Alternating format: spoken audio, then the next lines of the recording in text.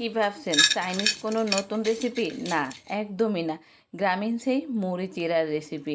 আজকাল চাইনিজ রেস্টুরেন্টে খাবারগুলোর ভিড়ের মধ্যে আমাদের এই গ্রামীণ খাবারগুলো দিন দিন বিলুপ্তি ঘটছে।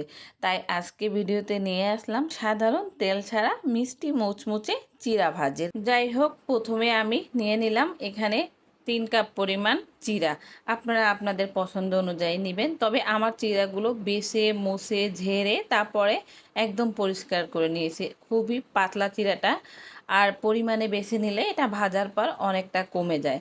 এরপর আমি একটি প্যান গরম করে মিডিয়াম আঁচে, মানে মিডিয়াম থেকে আরও লো করে একটু সময় ধরে এভাবে আলতো হাতে নাড়াচাড়া করে এগুলোকে গরম করে নিতে হবে।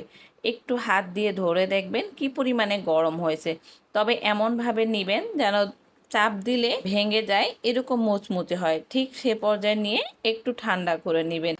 খেয়াল রাখবেন একদম গরম মুচমুচে অবস্থায় কিন্তু এভাবে শিরার মাঝে দেওয়া যাবে না।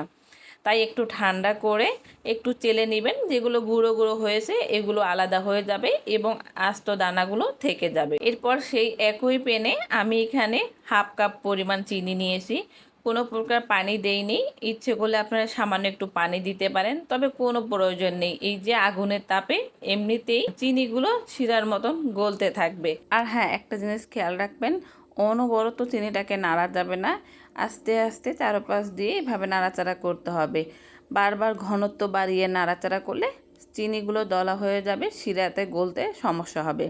তো মিডিয়াম আঁচে কালারটা একটু ব্রাউন কালার হবে, তখন 1 চিমটি মতো লবণ দিবেন, এতে কালারটা গাঢ় হয়ে যাবে আর মিষ্টি খাবারে লবণের স্বাদটা দ্বিগুণ বাড়িয়ে দেয়। আর শিরাটাকে বেশি ঘন করা যাবে না, একতার বিশিষ্ট এরকম পাতলা করতে হবে। আমি ভিডিওতে ফুটেজটা নিতে একদমই ভুলে গিয়েছিলাম।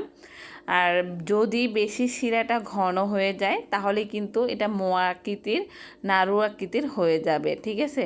সেই জন্য একদম পাতলা একতার বিশিষ্ট চিনিটার শিরা করতে হবে, তাহলেই কিন্তু ঝুরঝুরা হবে। আমি আবারও বলছি, চিনির শিরাটা একতার বিশিষ্ট পাতলা করতে হবে, তাহলে চিড়াগুলো একটার সাথে একটা লেগে যাবে না, ঝুরঝুরে হবে। আর যদি শিরাটা ঘনত্ব বেশি হয়ে যায় তাহলে কিন্তু এটা নাড়ু আকৃতির দলা পেকে যাবে। তাই অবশ্যই খেয়াল রেখে এটা তৈরি করবেন। আসুন এবার চিড়াগুলোর আওয়াজটা শুনেই বুঝতে পারছেন কি মুচমুচে হয়েছে, তাই না? আর সামনে থেকে দেখায় কালারটা কি সুন্দর আসছে। এবার একটু ভেঙে আপনাদেরকে দেখাই।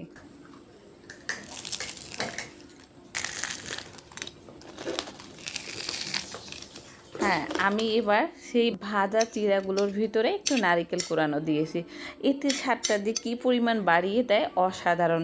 যেহেতু আমি এটা ফ্রোজন করব, একটি কাচের বয়ামে আটকিয়ে আমি 1-1.5 মাসের মতন রেখে দিতে পারবো।